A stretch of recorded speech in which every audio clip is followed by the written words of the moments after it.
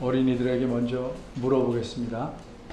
집안에 이렇게 방에서 제일 아래쪽을 뭐라고 하냐면 바닥이라고 합니다.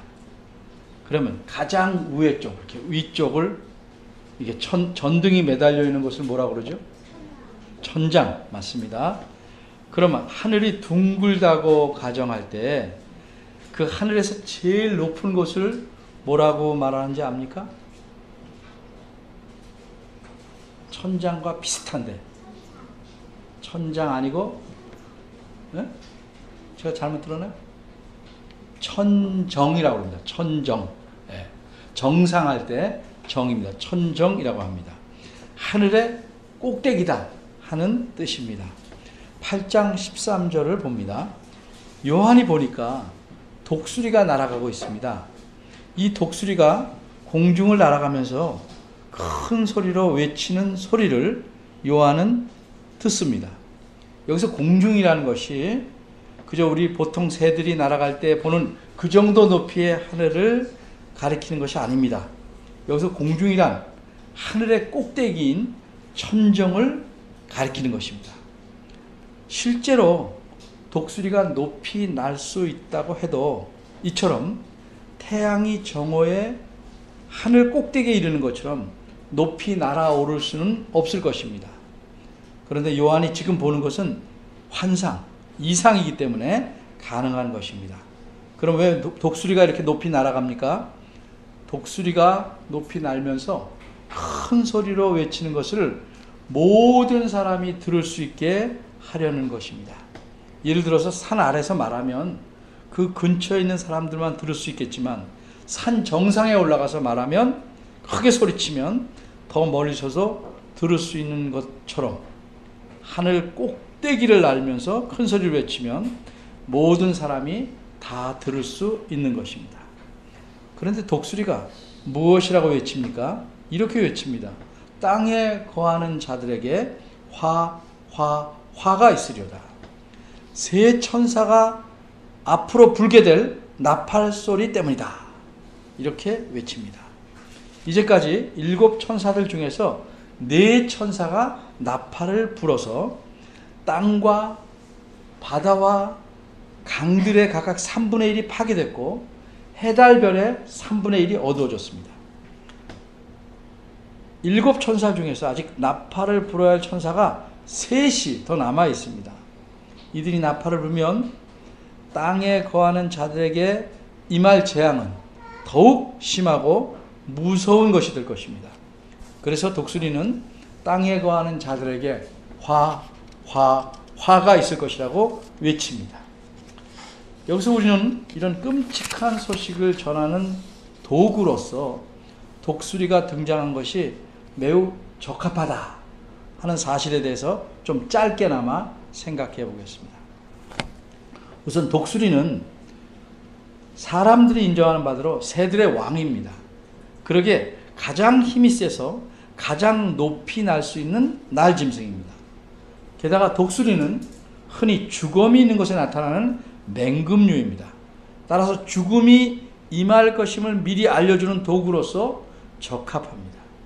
뿐만 아니라 독수리의 울음소리도 적합하다는 견해도 있습니다. 예를 들면 우리는 개의 짖는 소리를 어떻게 표현합니까? 어린이들 개를 어떻게 보통 표현해요? 개가 어떻게 짖죠? 응애 이렇게 짖습니까? 어떻게 짖죠? 왈왈왈도 있겠지만 보통 멍멍멍 그렇습니다. 그렇죠? 멍멍멍. 예. 고양이는 어떻게 합니까?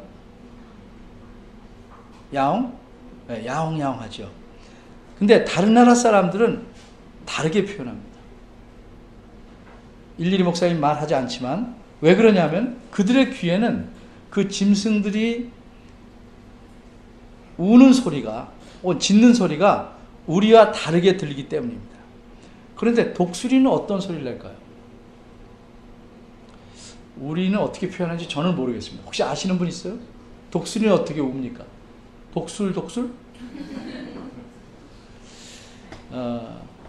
그런데 이 요한계시록을 읽는 사람들에게는 독수리 울음소리를 표현할 수 있다고 합니다. 어떠했을까? 우선 먼저 생각해 볼 것은 이제껏 하나님께서 내리시는 심판을 재앙이라고 표현해 왔는데 8장 13절에는 화라고 얘기해요. 화. 왜 이런 표현을 하는가? 왜 이렇게 표현을 바꿨을까? 가능성 있는 합리적 견해는 이 화라는 말의 원어가 우아입니다. 우아이. 그러니까 우아이 이렇게 화 이렇게 말하는데 이것이 독수리의 울음소리와 비슷하기 때문이라는 겁니다. 우리는 모르겠지만 어쨌든 그 사람들은 그렇게 생각했습니다. 이런 이유로 독수리는 땅에 거하는 자들에게 화가 임한다는 소식을 전하기에 매우 적합한 도구가 되는 셈입니다. 이 독수리가 말한 첫 번째 화가 다섯 번째 천사가 나팔을 불자 나타나게 되는 재앙입니다. 오늘 본문 9절에서 11절은 이 다섯 번째 재앙이 무엇인지 말합니다. 이 재앙은 한마디로 버러지 재앙입니다. 버러지는 사투리가 아닙니다. 표준어입니다. 다만 벌레를 좀 낮추어 부르는 말이라고 합니다. 오늘 본문에 황충이 나옵니다. 황충. 기생충 할 때 충이에요. 그러니까 이것이 벌어집니다. 따라서 본문에서는 다음 세 가지를 생각해 보려고 합니다. 첫째는 버러지의 권세는 어떠한가? 둘째는 버러지의 모양은 어떠한가? 셋째는 버러지의 정체는 무엇인가? 첫째입니다. 버러지의 권세는 어떠한가? 1절입니다. 9장 1절. 다섯 번째 천사가 나팔을 불자 재앙이 시작됩니다. 근데 사도 요한이 먼저 본 것은 별입니다. 근데 이 별이 하늘에 있지 않고 땅에 있습니다. 이 별을 가리켜 1절에서는 하늘에서 내려온 별이다 이렇게 말하지 않고 떨어진 별이다 이렇게 말합니다. 그러니까 이 별은 원래 땅에 있었던 것이 아니고 하늘에서 땅으로 떨어진 겁니다. 그럼 이 별은 무엇일까? 단순히 별일까? 혹시 이 별이 천사를 의미한다면 이 별은 내려온 별이 아니고 떨어진 별이니까 선한 천사라기보다는 악한 천사일 가능성이 높습니다. 이게 뭘까? 여기서는 요만큼만 말씀드리고 설교 후반부에서 더 설명하겠습니다. 어쨌든 이 별은 무저갱의 열쇠를 받았습니다. 받았다는 것은 누가 별에게 주었다는 겁니다. 그럼 무저갱의 열쇠를 준 이는 누구일까? 여기서 잠깐 성경에 자주 등장하는 표현법에 대해 설명을 하겠습니다. 우리가 잘 아는 바대로 산상수훈은 마태복음 5장에 나옵니다. 5장, 6장, 7장. 그 중에서 특별히 8가지 복, 마태복음 5장 3절에서 10절에 나오는 8가지 복 중에서 4절을 보면 한 예로 이런 말씀이 있습니다. 애통하는 자는 복이 있나니 저희가 위로를 받을 것이며. 이 말씀의 뜻은 애통하는 자에게는 복이 있는데 그 복이라는 것은 위로를 받는 것이다 하는 의미입니다. 그런데 누구에게 위로를 받는지에 대해서는 분명하게 말하지 않습니다. 문법적으로 말하면 이것을 받는다 하는 것이 수동태입니다. 이렇게 수동태로 표현하고 누구에 의해서인지를 밝히지 않고 있는데 그 까닭은 그 위로를 주는 이가 누구인지를 이 글을 읽는 사람들은 다 알고 있기 때문입니다. 이런 수동태를 보통 신적 수동태라고 합니다. 신적 수동태. 왜 신적이라고 하면 하나님을 주어로 삼는 수동태란 말입니다. 이는 항상 하나님에 의해서라는 말을 전제하고 표현하는 것이기 때문입니다. 따라서 애통하는 자는 위로를 받는데 이 말은 하나님에게 위로를 받는 복이 있다는 뜻입니다. 팔복의 다른 말씀들도 다 마찬가지입니다. 역시 오늘 본문 1절도 마찬가지입니다. 이 떨어진 별이 무저갱의 열쇠를 받은 것은 하나님에 의해서입니다. 바꿔 말해서 하나님께서 이 별에게 무저갱의 열쇠를 주신 겁니다. 2절과 3절입니다. 별이 자기가 받은 열쇠로 무저갱을 엽니다. 그러자 그 구멍에서 연기가 나옵니다. 저녁밥 지을 때 굴뚝에서 나오는 연기처럼 슬슬 운치 있게 나오는 것이 아닙니다. 큰 풀무, 즉 벽돌을 굽는 큰 가마이거나 금속을 녹이는 용광로에서 확 쏟아져 나오는 연기처럼 연기가 콸콸 올라옵니다. 이 연기의 양이 워낙 많고 시커멓습니다. 그래서 해와 공기가 모두 어두워졌습니다. 그런데 이 연기 속을 보니까 이 연기 속에서 땅으로 올라오는 것이 있습니다. 버러지입니다. 황충이라는 버러지입니다. 근데 한 마리가 아닙니다.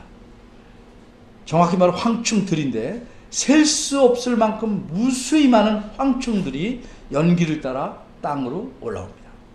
4절입니다. 이 황충들이 땅 위로 올라오자 권세를 받습니다. 권세를 받았다? 역시 신적 수동태입니다. 하나님께서 이 황충들에게 권세를 주셨습니다.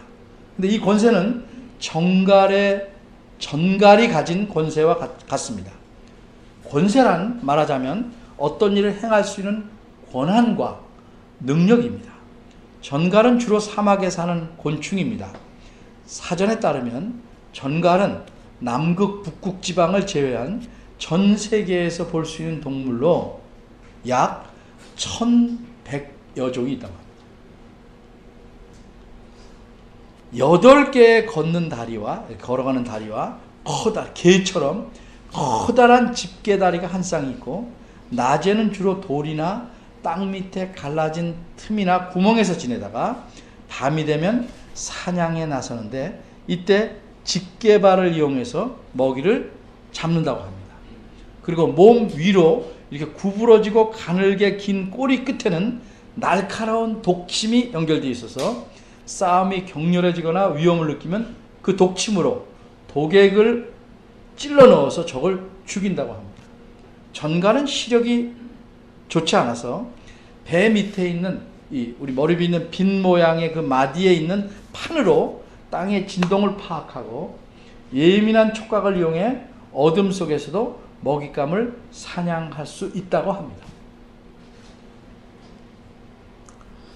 반면에 황충은 땅의 풀이나 나뭇잎 등 푸른 것들을 먹어치우는 버러지입니다.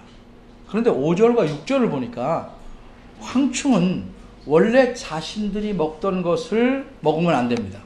먹지 말라고 합니다. 그 대신 사람들을 해쳐야 합니다. 정갈처럼 꼬리로 사람들을 해칠 권세를 받았습니다. 그러나 이 황충들이 땅에 사는 모든 사람들을 다 그렇게 해치는 것은 아닙니다. 오직 이마에 하나님의 인을 맞지 아니한 사람들만 해쳐야 합니다. 이 사람들이 누굽니까? 이 사람들은 바꿔 말하면 요한계시록 13장 16절에 뒤에 이제 표현된 대로 자신의 오른손이나 이마에 짐승의 표를 가진 사람들입니다. 이 세상에는 두 종류의 사람밖에 없습니다. 하나는 하나님의 인을 맞은 사람들. 또 한 종류는 짐승의 표를 가진 사람들. 이번에 황충이 정갈처럼 침을 쏴서 해칠 사람은 짐승의 표를 가진 사람들입니다. 하나님의 인을 맞은 사람들은 즉 7장에 나온 14만 4천은 전혀 황충의 해를 받지 않습니다. 왜냐하면 하나님께서 황충에게 하나님의 인을 맞은 사람들을 해할 권세를 주시지 않았기 때문입니다. 황충들이 정갈처럼 사람을 쏴서 몹시 괴롭게 합니다. 이 괴로움이 얼마나 심할까? 6절을 보면 이렇게 황충에게 쏘인 사람들은 너무도 괴로워서 차라리 죽으려고 하지만 죽을 수가 없습니다.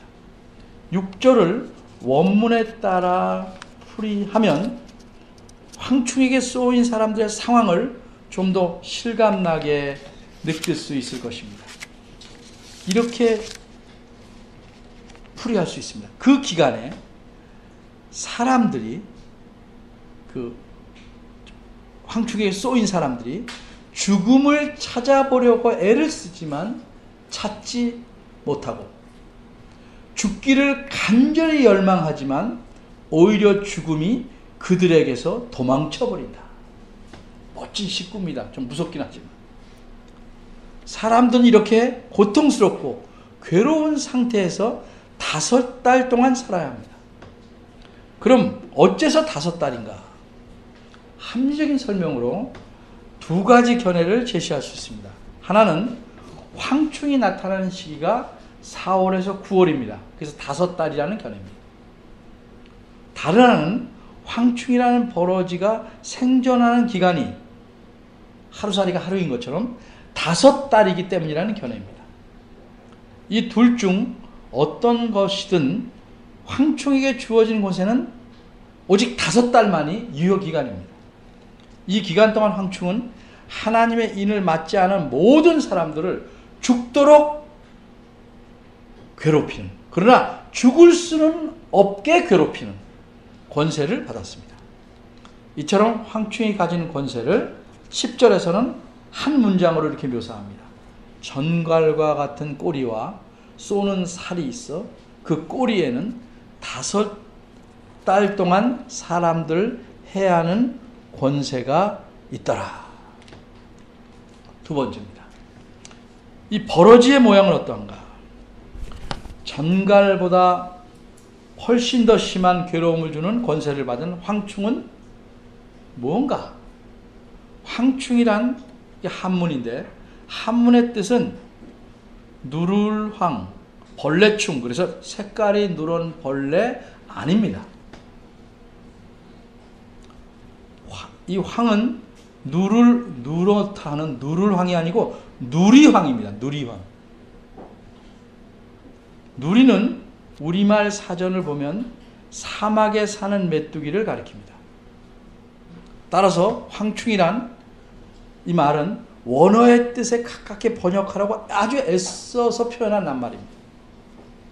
따라서 우리는 황충을 메뚜기과, 정확히 생물학적으로 말하면 메뚜기 목, 과, 목, 강 이런 거 있잖아요. 속 이런 거 있잖아요. 메뚜기 목에 속하는 곤충으로 이해하면 맞을 것입니다.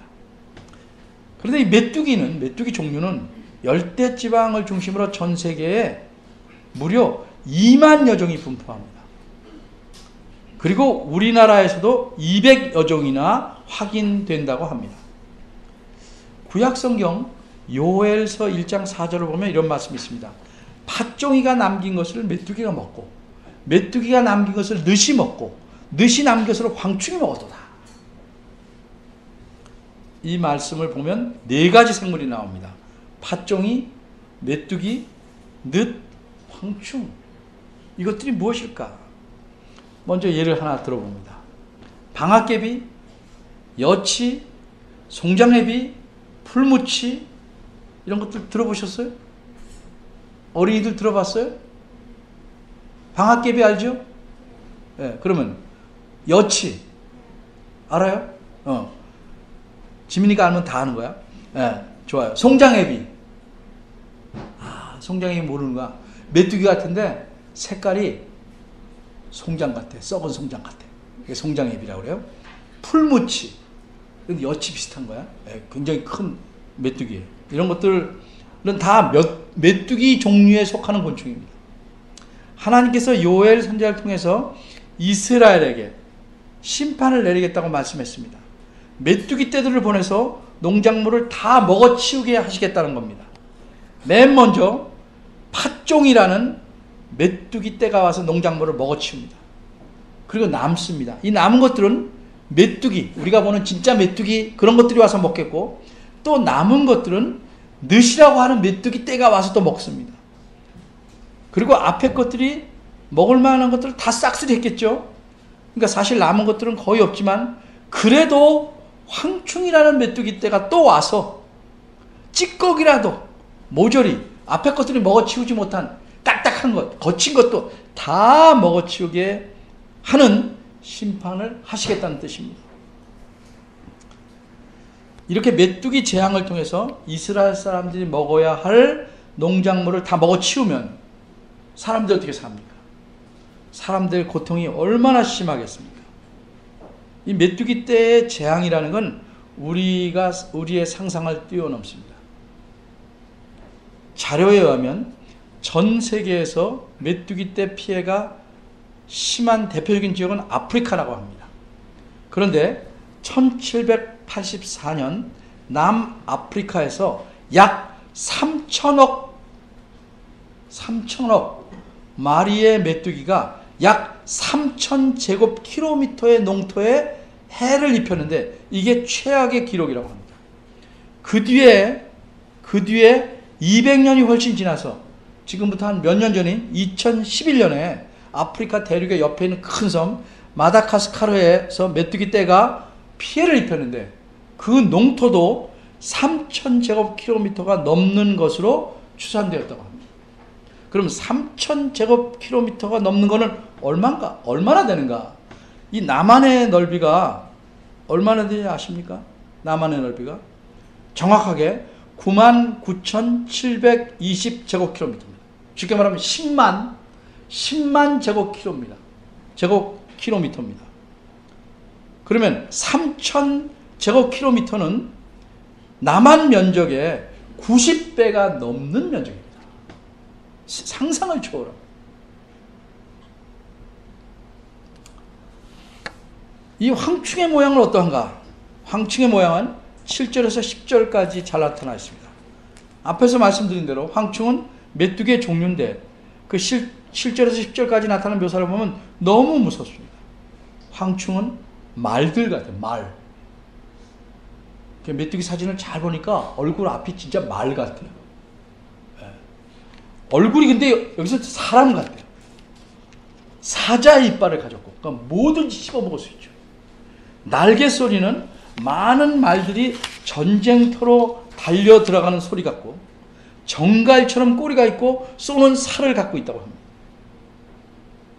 황충들은 그 종류로 보면 메뚜기 종류인데 여기 된 묘사를 보면 이것들은 메뚜기가 아니에요. 한마디로 무서운 괴물들입니다.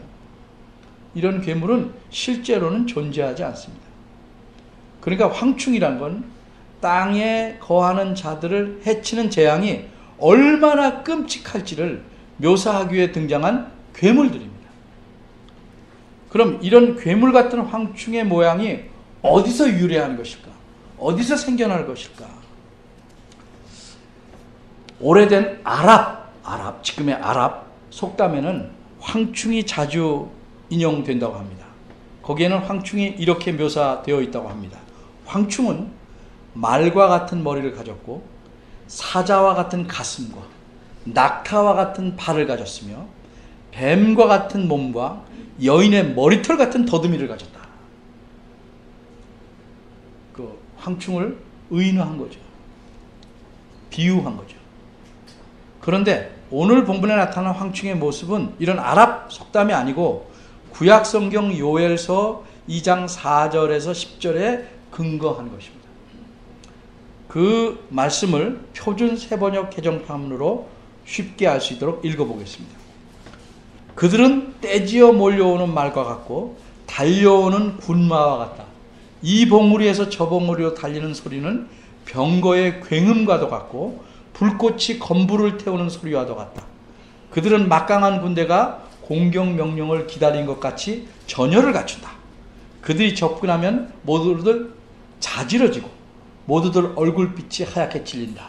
그들은 용사처럼 공격하고 군인처럼 성벽을 기어오른다. 제각기 줄을 맞춰 똑바로 전진하고 아무도 진로를 벗어나지 않는다. 서로 밀치지도 않고 제각기 줄을 맞춰 진군한다. 빗발치듯 쏟아지는 투창을 뚫고 전진한다. 그들의 행렬은 끊어지지 않는다. 드디어 성 안으로 들어간다. 성벽을 뛰어넘고 건물을 기어오르고 도둑처럼 창문을 넘어 집 안으로 쳐들어간다. 전진할 때는 땅이 진동하고 온 하늘이 흔들린다. 해와 달이 어두워지고 별들이 빛을 잃는다. 세 번째입니다.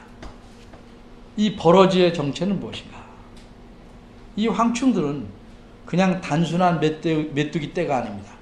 요엘서에서는 진짜 메뚜기를 의인화하거나 다른 동물에 빗대어 표현했습니다. 그런데 오늘 본문에 나온 황충들은 진짜 메뚜기를 의인화한 것이 아닙니다. 그 증거는 이렇습니다.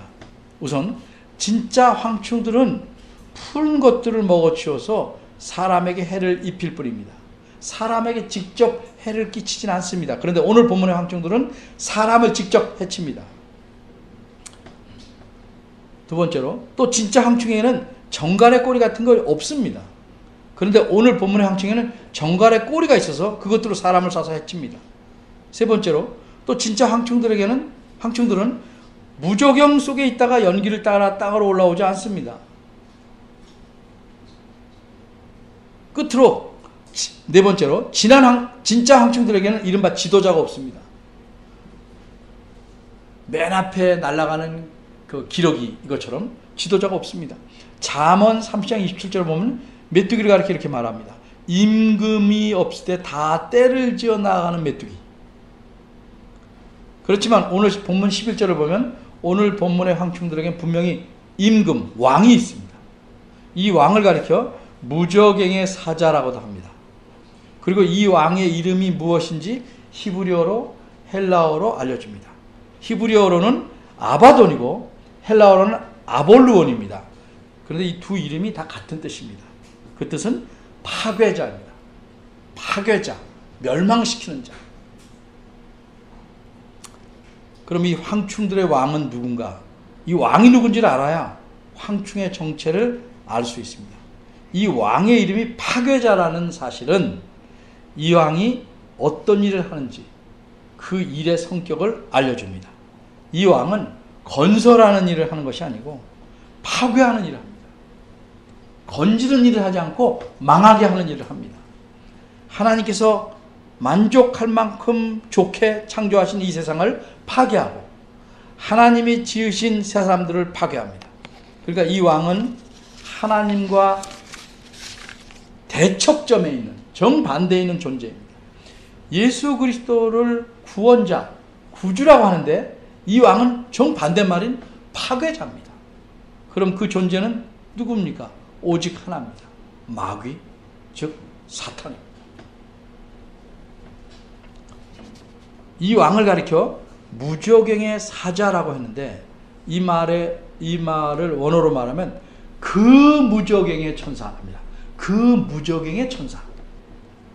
그라는 말이 왜 붙죠? 천사 중 아무나를 가리키는 게 아니고 앞에 나온 천사를 다시 받아서 말하거나 누구든지 다 알 수 있을 만큼 뚜렷하게 정해진 존재를 가리킬 때 그라는 말을 씁니다. 그럼 오늘 본문에서 앞에 나온 천사는 누굽니까? 1절을 보면 나팔을 부른 5째 천사가 있는데 이 천사는 무저갱과는 관계가 없습니다. 이 천사는 나팔을 불어서 5째 재앙의 시작을 알릴 뿐입니다. 따라서 무저갱과 관계 있는 존재를 찾아야 합니다. 1절에 보면 무저갱의 열쇠를 받은 별 하나가 나옵니다. 이 별이 열쇠를 받아서 무저갱을 엽니다. 그러니까 이 별은 열쇠를 받고 또 문을 열 수 있게 행동할 수 있는 이성적인 존재를 상징하는 것입니다. 그럼 이 별이 11절에서 말한 그 무저갱의 천사일까? 그러려면 별이 과연 천사를 상징할 수 있을까를 생각해 봐야 합니다. 간단히 말해서 요한계시록 1장 20절을 보면 예수님께서 요한이 본 것을 설명해 주시면서 이렇게 말씀합니다. 내가 본 것은 내 오른손의 7별의 비밀과 7 금촛대라. 7별은 7 교회의 사자요 7 촛대는 7 교회니라. 이렇게 설명합니다. 이 말씀 중에 7별은 7 교회의 사자라고 하는데 이 사자라는 표현이 원어로는 천사입니다. 7별은 7 교회의 천사다 이 말이에요. 따라서 별이란 천사를 상징하거나 의미할 수도 있다는 겁니다. 따라서 오늘 본문 1절의 별이 무저갱의 천사를 받았으니 그 무저갱의 천사라고도 볼만합니다. 그리고 오늘 본문의 구조상으로 볼 때도 대칭이 됩니다. 1절의 무저갱의 열쇠를 받은 자가 누군지를 11절에서 알려주고 있다. 이렇게 볼 수 있는 것입니다.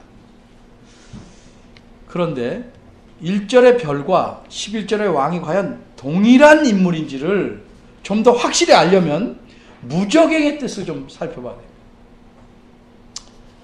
무적행이란 말은 없을무, 끝처, 이렇게 바닥처, 갱은 좁은 통로죠. 글자 그대로 풀면 끝이 없는 갱도다.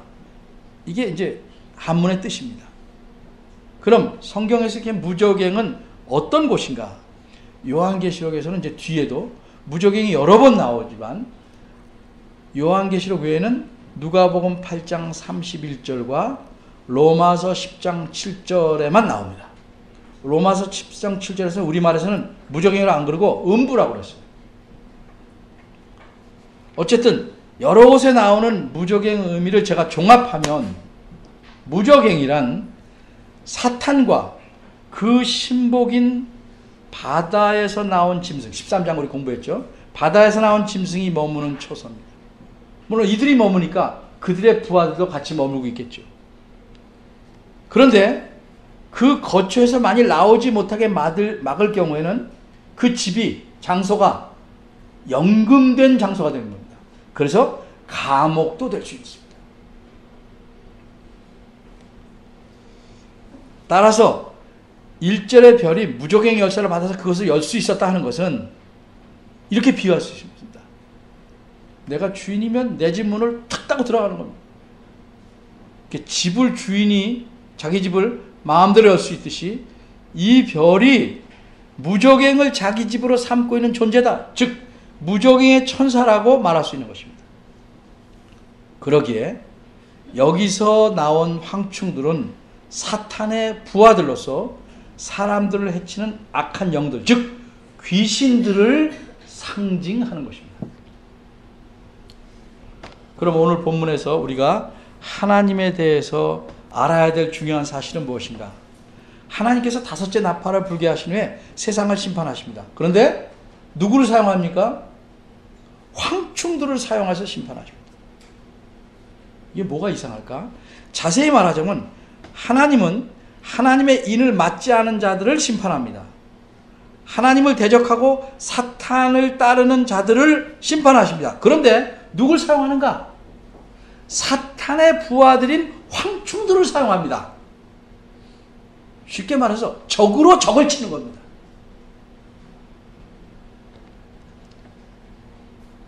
이것이 하나님의 심판에서 아주 놀랄만한 사실입니다. 사탄을 통해서 사탄의 추종자들을 심판합니다. 사탄은 왜 그런가? 사탄은 이름이 파괴자입니다. 그러니까 사탄이 가진 그 특징을 하나님께서 활용하신 겁니다. 하나님은 자기에 속한 자들을 끝까지 보호하시지만 사탄은 자기에 속한 자들을 절대 끝까지 보호하지 않습니다. 사탄은 보호하는 척합니다. 보호해 줄 것처럼 유혹합니다. 그런데 궁극적으로는 해칩니다. 사탄은 파괴자이기 때문입니다. 사탄에게는 자기 자신 외에는 모두가 자신의 적입니다. 그래서 하나님은 사탄과 그의 부하들을 통해서 사탄은 따르는 사람들을 심판합니다. 사탄은 자기를 따르는 사람들에게 처음에는 간이라도 빼어줄 듯이 잘 대해줍니다. 그런데 결국 사탄은 자기를 따르게 되면 그 사람마저 단물을 다 빼먹고 해칩니다. 이것이 사탄의 본색입니다. 속지 말아야 됩니다. 하나님을 따르지 않는 것은 사탄을 따르는 것입니다. 그리고 그런 사람은 사탄의 손에 의해 망하고 맙니다. 이것이 사탄을 따르는 자들에 대한 하나님의 공의로운 심판입니다. 하나님을 따르지 않는 자는 사탄을 따르는 것입니다. 그 중간 지점은 없습니다. 여러분, 간절히 바라건대 하나님을 믿으시고 하나님을 따라 감사하며 살아가시길 바랍니다. 기도하겠습니다. 하나님, 하나님께서 사탄을 통해서 어떻게 하나님을 대적하는 무리들을 심판하신지를 보았습니다. 하나님의 심판의 오묘함과 절묘함을 저희가 오늘 배웠습니다. 한편 하나님은 얼마나 자기의 자녀들, 자기의 속한 자들을 철저하게 보호하시는지도 저희가 알게 되었습니다. 이런 하나님을 굳건히 믿고 행여 사탄의 유혹에 빠져서 하나님을 멀리하거나 하나님에게 등 돌리는 일이 없도록 저를 지켜주시고, 또 우리 주위에 특별히 가족 가운데 하나님을 믿지 않은 자들에 대해서 간절한 마음으로 하나님께 기도해서 그들이 하나님께 돌아올